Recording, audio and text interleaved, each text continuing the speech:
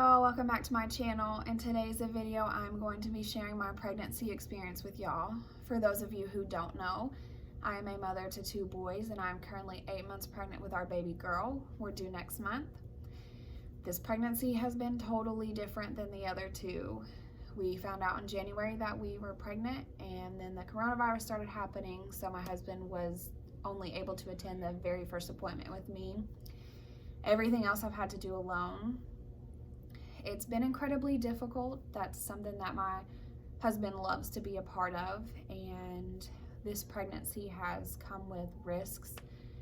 We found out around 17 weeks that I had abnormal blood work come back, high AFP level. AFP is it's a protein that can be found in the mother's blood that could indicate a birth defect for the baby.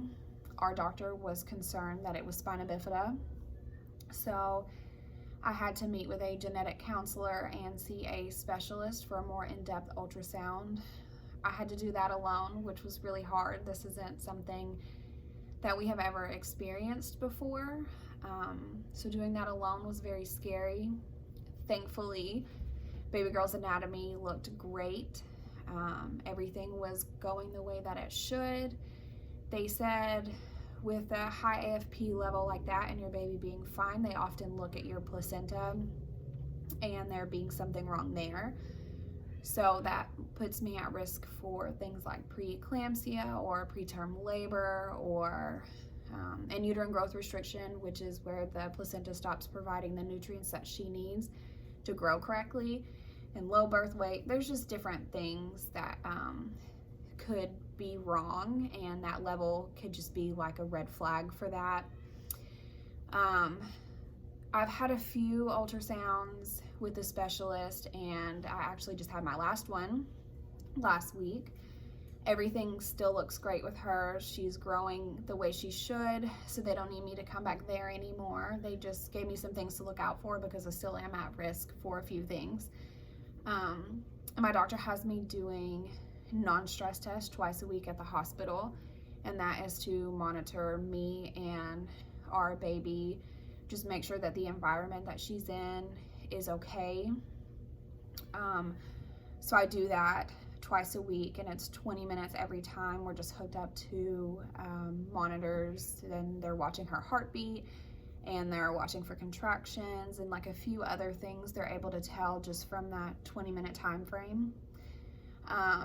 The first week of that was good. Everything looked great. And then last week we actually had a couple of scares. The first appointment of that week, I had gone in. I hadn't really felt her being very active, which was a little concerning, but once I got there, she started moving. They were a little concerned with her heart rate because it was elevated and it took a little bit for it to come down, so they had to keep me a little bit longer for extra monitoring just to make sure that her heart rate came down and she was okay. So I was able to go home that day. And then a couple days ago, I had gone in, and the night before I had been having contractions. Right now I am only 33 weeks pregnant. I had had contractions the night before. I had 4 of them. They were about 20 minutes apart, and then they stopped. And then the next morning, I was going in for my non-stress test, and I was a little bit nervous because I had had those contractions. I wasn't really feeling her a lot that morning. And then when I went in, I was just a little bit crampy, and I had just told them all of my symptoms, and they hooked me up to the monitor. And I actually started having contractions while I was there. And I had had swelling like a few days prior. There were just a few different things that kind of like played into what was happening that they were concerned about. So they spoke with my doctor, and he wanted to keep me for an extra hour to do monitoring. I had an ultrasound done to check the amniotic fluid to make sure that my fluid levels were okay. So when they kept me for the extra hour, I actually started contracting 7 to 10 minutes apart, and her heart rate was elevated. So they were a little concerned. and she'd actually had a decel during one of my contractions, like where her heart rate had dropped.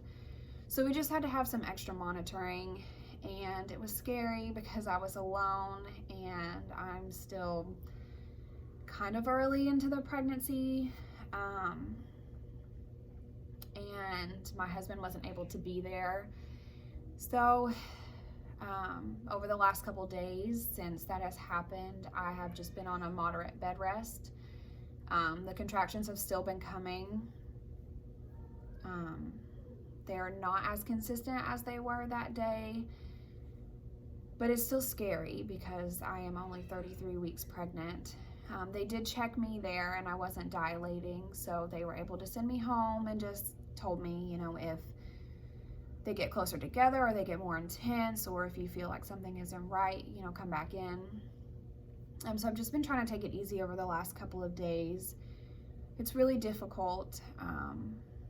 You know, it's just me and my husband and our kids out here. We're a military family, so it's hard not having our families out here, and it's hard for them as well because everybody just wants to help and be here, and everybody is a little worried. We have been very lucky to have friends out here that are like family, so we have that support for us and for our kids if anything were to happen and me and my husband needed to go in, or you know, anything like that. So we're very thankful. It's just been a difficult time. I am hoping that we can make it through the rest of this pregnancy as not complicated as possible. I will be doing another non-stress test tomorrow, and I will also be meeting with my doctor. So I'll have tons of questions for him on exactly where we go from here and what's normal and what's not normal. I just wanted to make this video just for any other pregnant woman who is out there right now during this coronavirus and is struggling. I just want them to know they're not alone.